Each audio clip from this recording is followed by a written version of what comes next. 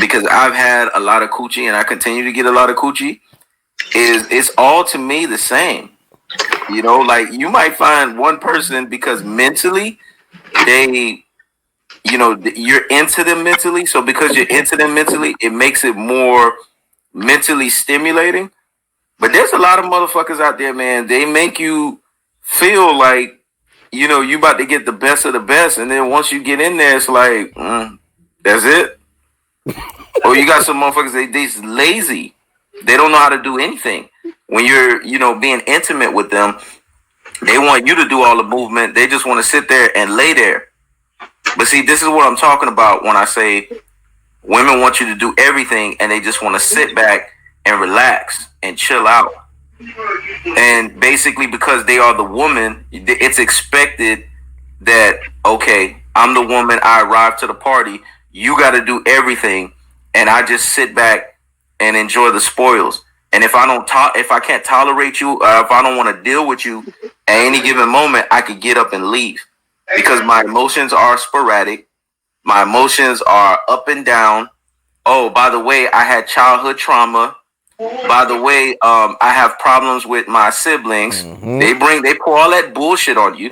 By the way, my finances are not all the way together, so I'm gonna need you to clean this up. By the way, I'm gonna need money because I need to get this purse. I need to get this. I need to get that.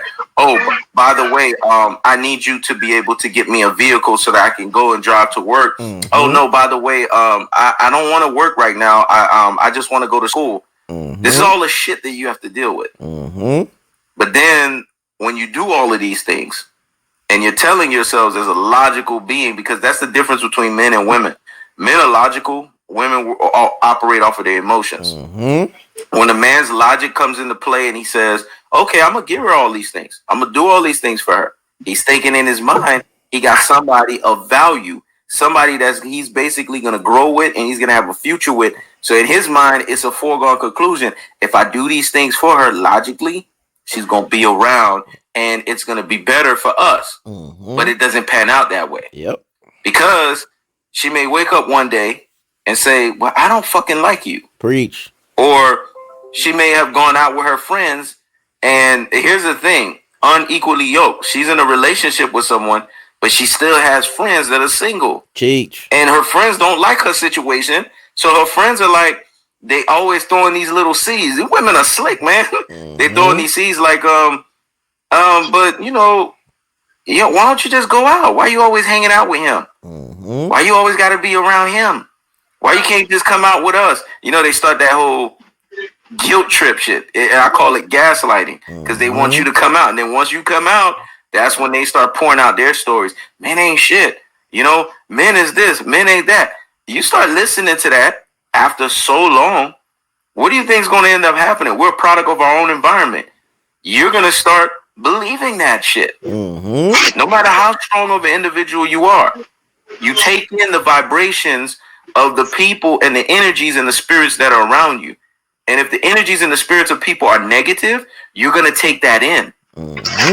So eventually, if you're feeling vulnerable, eventually, if you're feeling like your emotions are not at its best, and they start saying that, and at that moment you want to hear it, then you're going to take it in. And whatever you're taking at that point is really hard to take back. Now you go home, you feeling some type of way after you done had fun with your girls.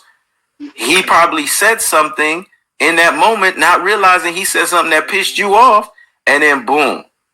Now you start questioning, do I want to be with him anymore? Forgetting all of these other things that have taken place. Forgetting that he set you up. Forgetting that he elevated you. Forgetting that he put you in a good position. All because of what? One night out with your girls? A few night out with your girls? Come on, man.